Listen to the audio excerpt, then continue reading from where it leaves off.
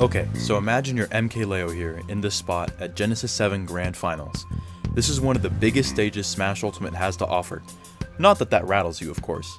You, at this point in time, are Smash Ultimate's villain. Not personality-wise, but you are the man to beat by far. After spending 2019 making most Smash Ultimate tournaments look more rigged than any NFL Super Bowl, you've proven something. Right now, you are the best. No two ways about it. Remember, you are playing Joker. How will you win? Ah, now I remember. By using my slippery movement to avoid attacks and look for my own, I can create openings by presence and pressure as opposed to hitboxes. When I get my opponent in the corner, I can suffocate them with my incredible corner pressure. And if the going ever gets tough, I have Arsene, my comeback mechanic that doubles my attack and launch power without sacrificing any of my other stats. Now imagine you're Mars in this position. This is not only one of the biggest stages Smash Ultimate has to offer, but this is also a personal stage for you. You're facing against the most difficult opponent the bracket has to offer, and you wanted this more than anything. Remember, you are playing Zero Suit Samus. How will you win?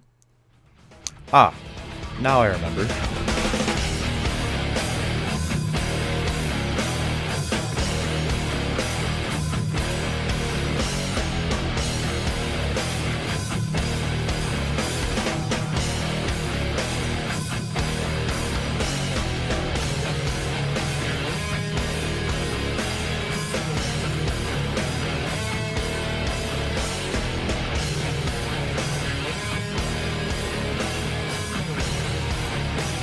Now, this set is my favorite I've ever watched because I think it encapsulates what is beautiful about the game. Player versus player interactions, positioning, risk, speed, and nuance.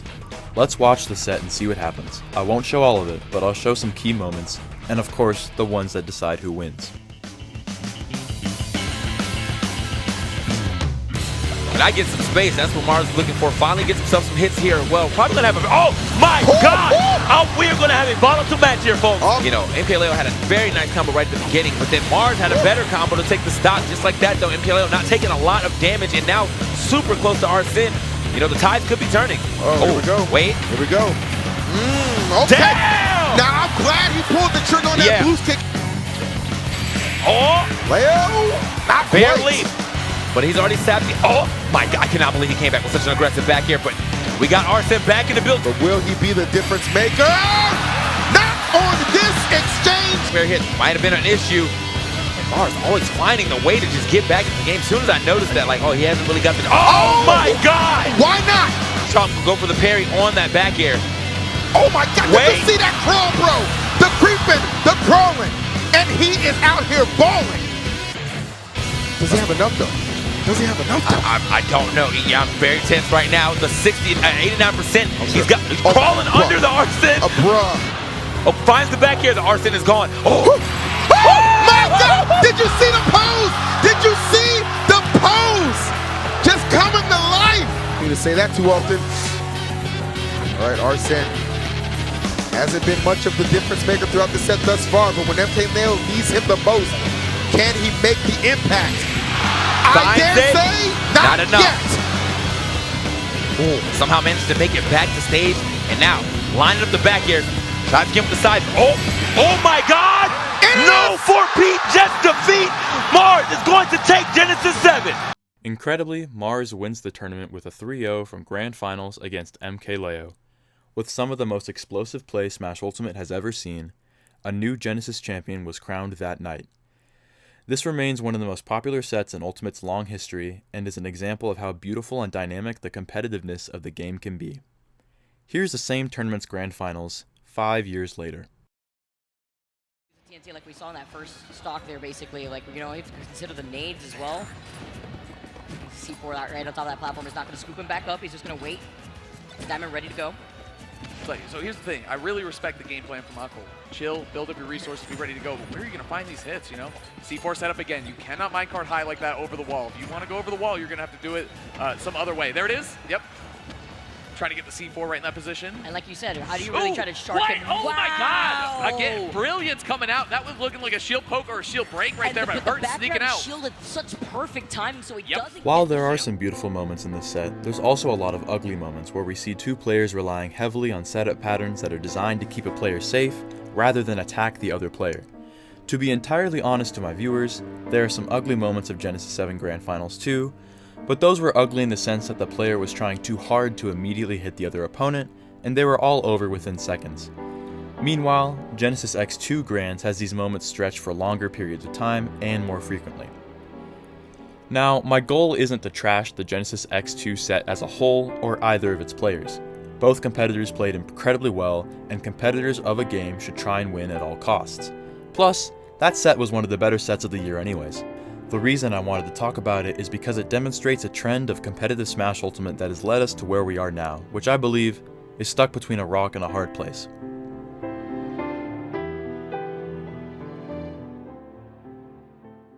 Now, throughout this video, I'm going to go into an in-depth discussion about how the game of Smash Ultimate works when it is optimized as far as possible so that players can use it as a means to figure out who's better than the other. If you're a seasoned Smash Bros. Player or otherwise confident that you understand this already, then I suggest heading towards the timestamp shown on the screen so we can get down to business. Otherwise, let's talk about some abstract concepts.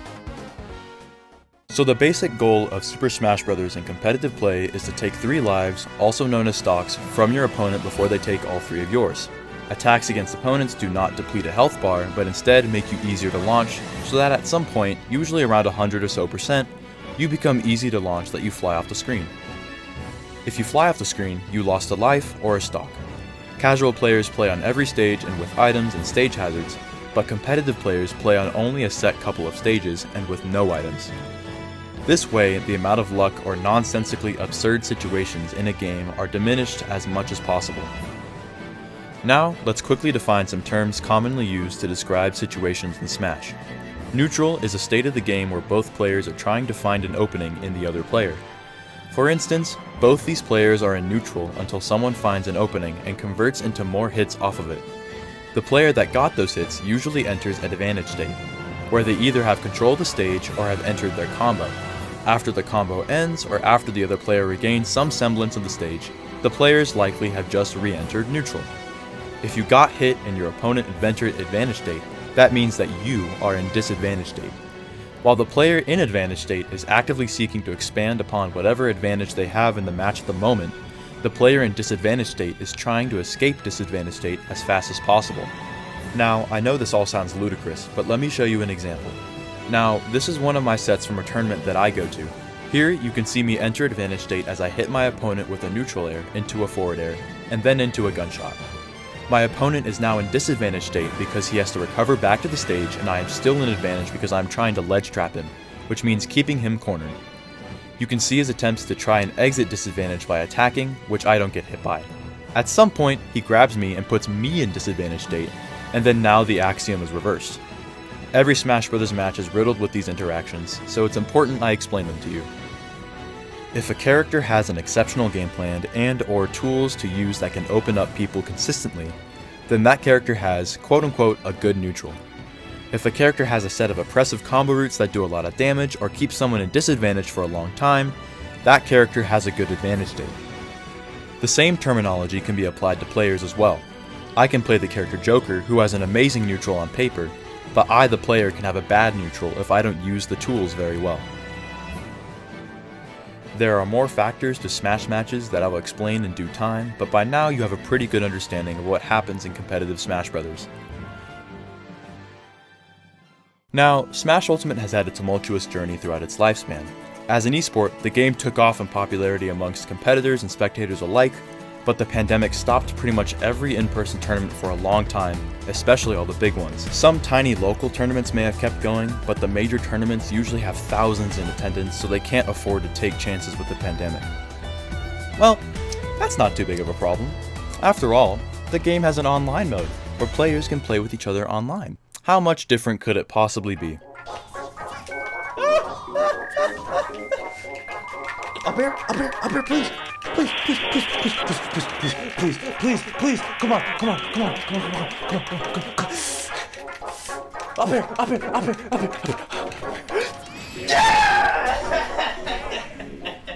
Okay, this is a bit of an exaggeration, but as Smash players know, Smash Ultimate Wi-Fi is a scam and a half. Smash Ultimate runs on a buffer system already, but when the game is put on Wi-Fi, it adds in extra frames of delay, even if the users are playing 5 feet apart, connected to separate wired Wi-Fi connections. Now, why Smash Ultimate's system works this way is beyond me. But regardless, even the best of connections in Smash Ultimate Online are vastly different from an offline match. All of a sudden, camping and zoning become harder to deal with because predetermined inputs and setup strategies are easier to input in any connection, while characters that have to react to their opponent's options are stuck trying to react within a 10-frame window. I can't tell you how many times I play on Wi-Fi, and then I have inputs that just don't register at all because of the game's connection. So, the game continues on Wi-Fi despite these flaws, but the game is still releasing characters. Another factor I forgot to mention about the pandemic is large businesses and corporations were forced to work from home, and Nintendo was no exception. Character directs that were usually hosted in Nintendo offices with an audience were now just demos from Sakurai's house. Sakurai said that before the pandemic, he play-tested the fighters by battling with his colleagues at lunchtime, which isn't possible anymore. Even though they said that they found an alternative, he says it isn't enough. Why does that matter? Because the slew of fighters that were released into the game during this time are among Smash Ultimate's worst designed characters, and in my opinion, have changed the game almost beyond recognition.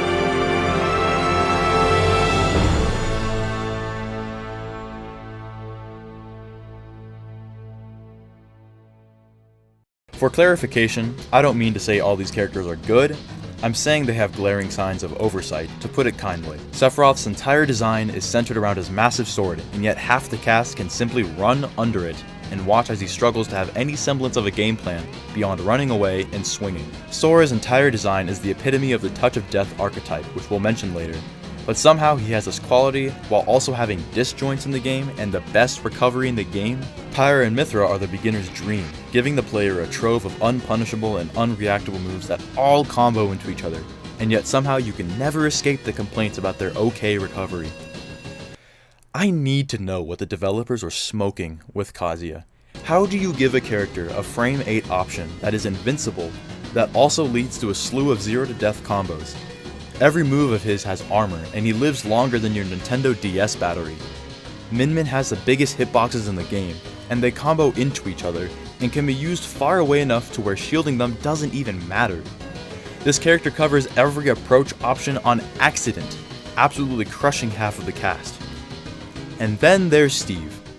Steve is designed like a touch of death character, but he is also able to build walls to shield him while he strengthens his arsenal and tools. His blocks do so much for him. He can use them to extend combos, make killing him extremely hard, he can set up camp off stage, he can block recoveries, His neutral is unparalleled, his advantage is absurd, he puts on pressure by accident, and he's just really durable for some reason. Now, what does this mean in practice? Let's take a look at a set that happened in 2024. The tournament is Supernova, one of the largest tournaments of the year, and our old friend Mars from Genesis 7 is on the run of his life. After a pseudo-retirement phase where he went to tournaments on and off and mostly focused on content creation, his tournament placings had fallen for some time.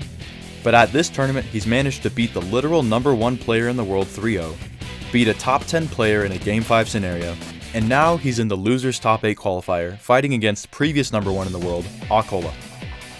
After a disastrous start to the set, Mars manages to bring this set to a Game 5. The game starts off with a bang as Mars takes a big lead early. The crowd gets hype as the commentators get excited, wanting to see another huge upset and see this miracle run continue. What follows from here is described best by an absolute refusal to play the game.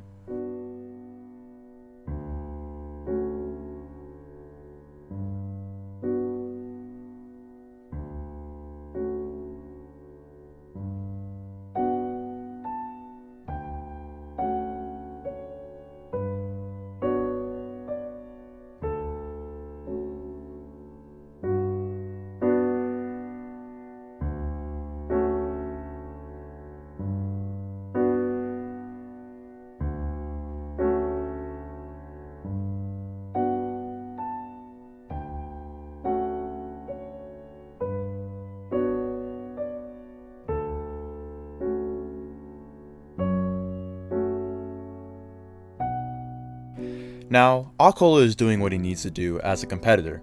However, I think it could serve as a great indicator about what game are we really even playing anymore.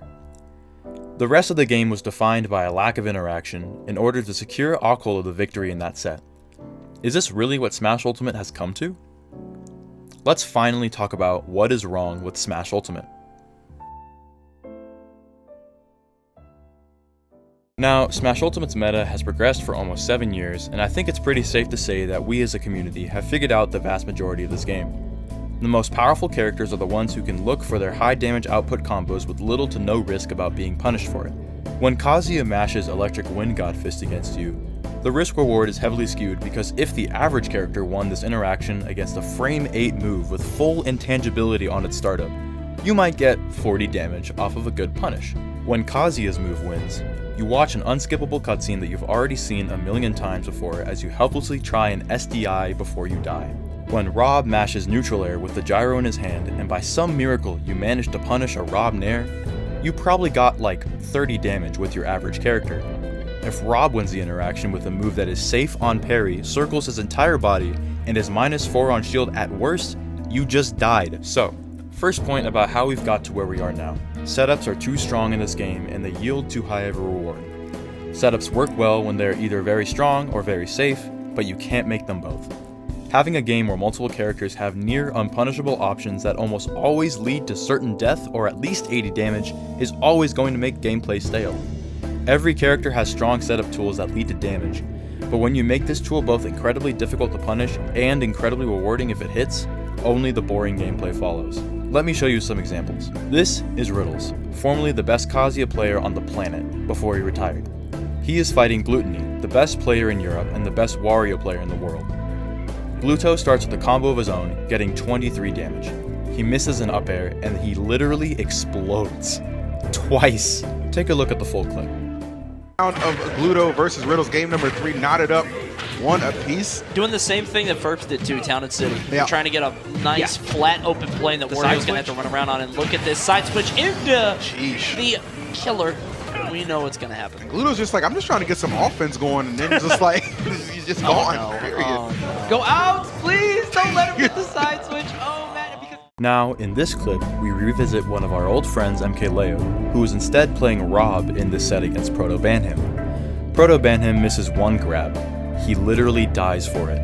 There's a moment where he's very far off stage and not quite dead, and it's easy to think that Proto self-destructed here. However, this is a situation with not a clear answer. He's too far to the side to immediately fast fall and then try an up B, and he has already burned his double jump while he was in the blast zone so he could live.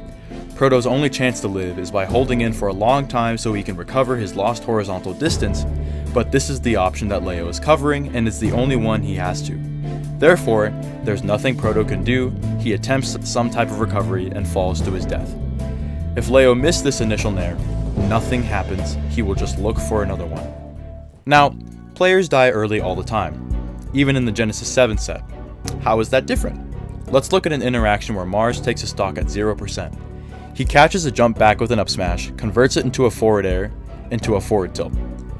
The reason Leo dies here is because he was holding in towards the stage, and because of that, he got hit by a neutral air into a flip kick, which is a true combo, and he died instantly. There were many ways to counterplay this moment after getting hit by the initial up smash. He could have pressed a button after getting hit by the forward tilt. Everything was true up until that point, but after the forward tilt, Leo has to choose the defensive option here. And he could have chosen pretty much any one of them, but he instead chooses the one that required almost no effort, and Mars picks up on it, and he dies for it. Anyways, if we move back to my initial points, a multitude of characters are suddenly awakening to an absurdly nonsensical advantage state. Now, in response to this, a group of characters have become meta-relevant by camping, refusing to give these characters an opening. It makes sense for the competitive theory of the game, I suppose, but the second problem with Smash Ultimate is that this produces boring gameplay. This won't matter to the competitors as much, but the Smash community is not just the competitors, it's also spectators and casuals. Even if the players in the match have enough adrenaline to kill a horse running through their veins when they play, the opposite is true for our spectators. Smash tournaments used to clock in tens of thousands of viewers without even breaking a sweat, and now the tournament streams maybe have a few thousand. I don't have an exact number or a tangible proof that this is the case, but check the view counts on sets prior to 2022 and you'll see what I mean. Also, what we fail to remember is that spectatorship and sponsorship go hand in hand. Half the reason sponsors and advertisers back the events are for the exposure for their brand, and by losing a massive chunk of our spectators, we also lose sponsors for the best players in the world and all the prize pools and all the hype for our sport. Now, this is all unfortunate, but wouldn't this be solved with the new Smash game? Maybe, I suppose. But I have a less appealing theory. So, first off, the future of Smash Bros. Is unclear. While I see it as near impossible that Nintendo will give up one of their biggest cash cows to date, Sakurai has insisted that he is done with Smash Bros. Development for now. Anything else is simply speculation.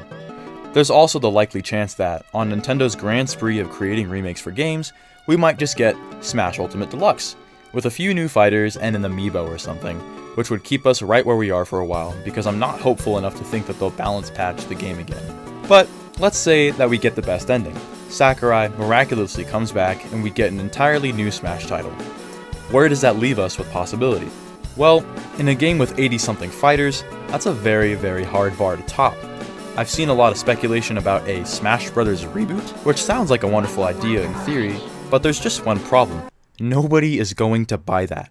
There is no marketing team on Earth that could possibly market losing a lion's share of characters in a fighting game as a good thing, even if there are completely new characters added. So, that's not happening. But let's say Sakurai drops just few of the characters and adds new ones, much like the jump from Melee to Brawl and Brawl to Smash 4.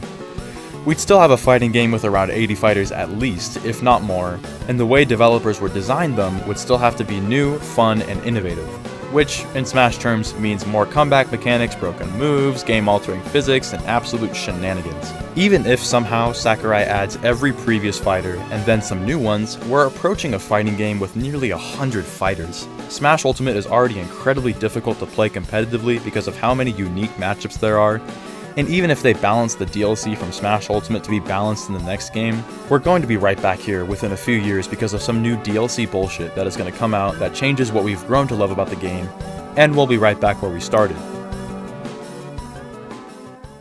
So this is what I mean when I say Smash Ultimate is stuck. We're stuck with a very flawed game, no real hope to change the rule set because of how big the community is, and dwindling investment and viewership from the community as a whole. I still have my goals on what I want to accomplish in the game, but I really wonder about the actual future of it. I'd hope we can have as much longevity as the Melee community does, but at the same time, I can't help but think Ultimate fans don't like the game as much as Melee fans do. I'm not going to pretend like I know what Smash Ultimate needs, but I know we need something, some type of change. Thanks for watching, everyone, especially those who don't really know much about Smash and who are willing to tag along for the ride. This game is something I'm incredibly passionate about, and that won't change for a while. If you liked what you watched, please consider subscribing or leaving a like or comment or something. Thanks again, and have a good one.